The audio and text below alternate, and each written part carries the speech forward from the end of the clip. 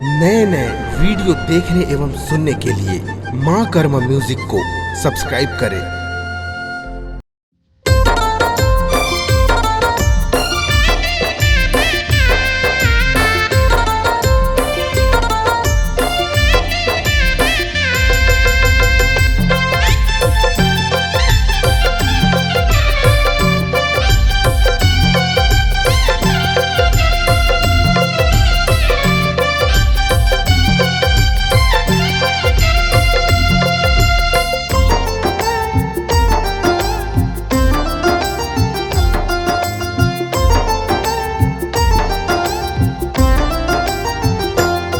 मलहपारा माँ बिराजे भोलेनाथ जी।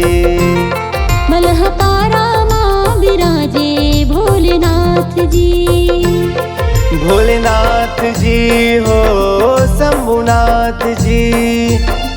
भोलेनाथ जी हो शंभुनाथ जी। भोलेनाथ जी। मलहपारा माँ बिराजे भोलेनाथ जी। मलहपारा माँ बिराजे भोलेनाथ जी।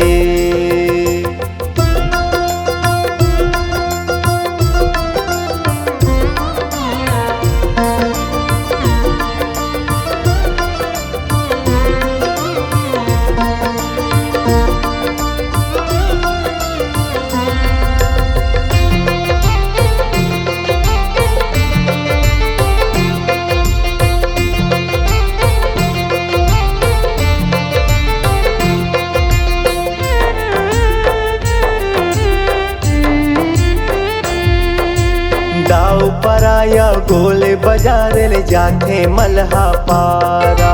जाते मलहपारा ग भैया जाते मलहपारा।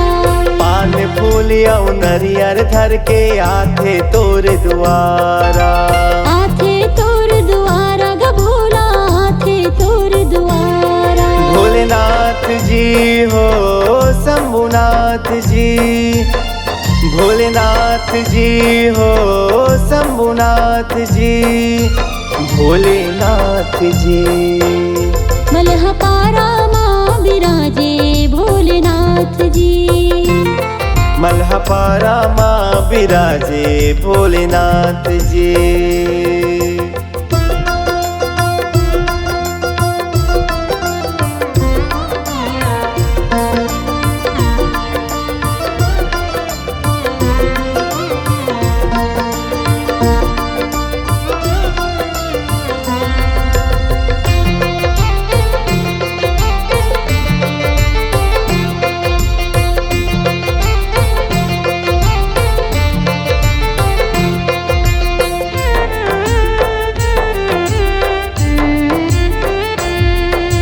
तोरे आंगन माँ खेमगिरी बाबा संग माँ शक्ति माई।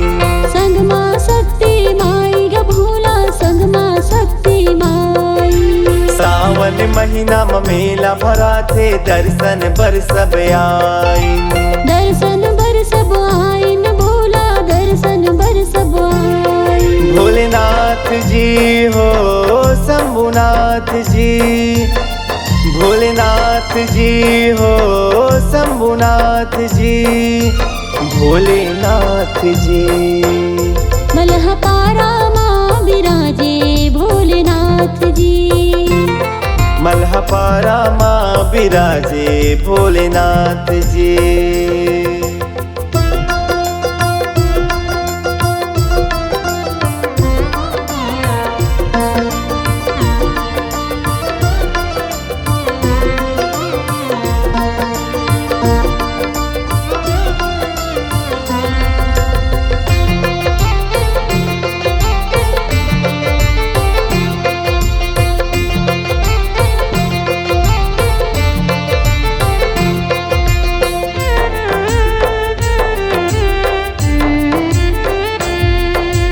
मूंगेली के बिच बस्ती माँ आके तैहा बिराजे। आके तैहा बिराजे ग भोला आके तैहा बिराजे। दुखिया मन के दुखला हर थस होते जय जयकारे। होते जय जयकारे ग भोला हो शंभुनाथ जी, भोलेनाथ जी हो शंभुनाथ जी, भोलेनाथ जी। मलहपारा माँ विराजे भोलेनाथ जी, मलहपारा माँ विराजे भोलेनाथ जी, भोलेनाथ जी हो शंभुनाथ जी, भोलेनाथ जी हो शंभुनाथ जी, भोलेनाथ जी।